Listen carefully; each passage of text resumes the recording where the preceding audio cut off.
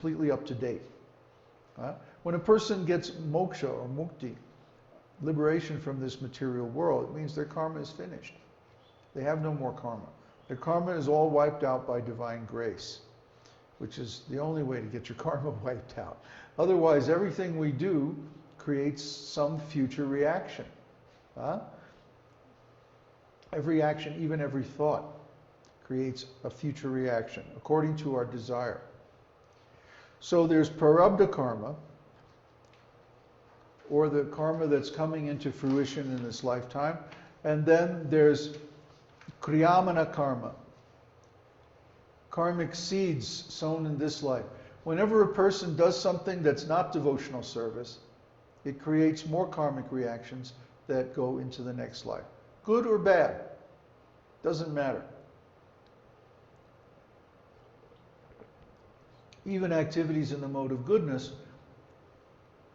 even though they're necessary as preliminary for devotional service, unless they're also engaged in devotional service, they merely create future reactions.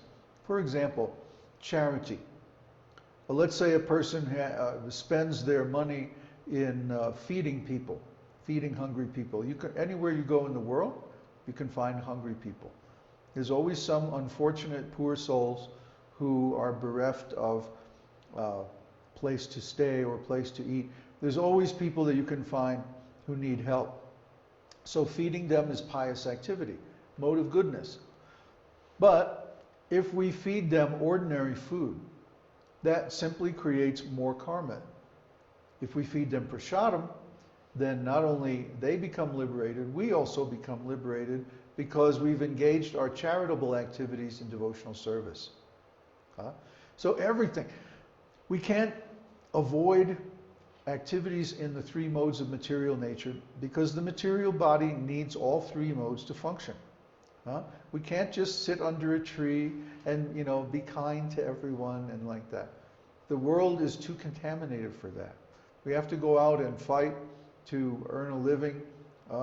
We have to take care of this body, which sometimes involves the mode of ignorance, passing stool and like that. Not very nice activities, but we have to perform them because the world is built on these three modes. We can't help coming in contact with them. We can't help engaging with the three modes. But we can engage all of these activities, all these three modes of our current embodiment in devotional service. Someone raised their hand? Can karma be manipulated if one knows how the law of karma works? Yes, but it's one of those things where we might know somewhat how the law of karma works, but we can never know all the details. Even with astrology, it's just too complex. It's beyond the intelligence of a human mind to grasp. So what we have are principles. We know that if we perform activities in the mode of ignorance, our consciousness will become degraded. We know that if we perform activities in the mode of passion, then we're going to suffer, because that's the result of the mode of passion, given in the scriptures. And we know if we perform activities in the mode of goodness, then we're going to be happy, because that's the result of the mode of goodness, in general. In general. Now the problem is there's no such thing in this material world as pure. Everything is contaminated, everything's mixed up. So there's no pure goodness or pure passion or pure ignorance. It's all mixed together. That's why the best thing is to engage everything in devotional service. And that way, all of these three modes become purified. This is called Shuddha Sattva. Shuddha Sattva means pure goodness. That means whatever we do, whatever we give away, whatever actions we perform should be done as an offering to Krishna. That's what he says in Bhagavad Gita. Whatever you do, wherever you go, whatever you offer or give away should be done as an offering to me.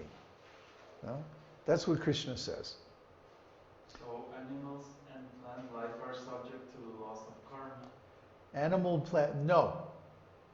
Animals and plants do not create new karma, kriyamana karma. They don't create, only human beings create kriyamana karma by their activities. Animals and plants are simply burning up the prarabdha karma that they have created in previous lifetimes. Why? Because they have no free will. Free will is only in human life. Free will is given to humans because they have a chance to attain self-realization. In the animal forms, there's virtually no chance of self-realization. In the plant forms, no chance. Fish and insects, forget it. But in the human form, we have some intelligence and we have some autonomy. We have free will. We have the ability to manifest the desires of the soul. And if we don't use this human life to attain self-realization, then it's a real shame. Because that's the only form of life where we have full intelligence and full expression of the qualities of the soul.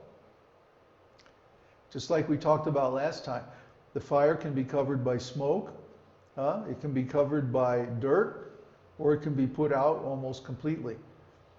So the soul can blaze forth, shine forth in a human form of life. It can be covered up by an animal body to where it has much less of its actual qualities, or in a plant form covered up almost completely. Plants don't really move very much. They don't really talk.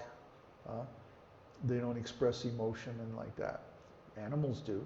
But humans have the full expression of the qualities of the soul, including the ability to attain self-realization. So, in the human form of life, we should apply ourselves to attaining self-realization so that we don't have to take birth again. Because we don't know if we're going to have a human form or an animal form or even a plant form in the next life. We don't know if we're going to take birth on the earthly planet or in a lower planet. Or even if we take birth in the heavenly planets, it's not so good for self-realization. There's too much material enjoyment. Just like if you go to Hawaii or someplace like that, everybody's vacationing, there's this very strong atmosphere of enjoyment everywhere. So it's very hard to do activities of self-realization unless you go away from everybody up in the woods or something like that. Yes? Transmigration of the soul of animals and plant life works on a sliding scale. They improve their next life is an improvement upon their previous birth. Okay. What's the question? That's the question. Is that a question? It's a sliding scale. A sliding scale. What do you mean a sliding scale? Plant, and then a better plant, and animal.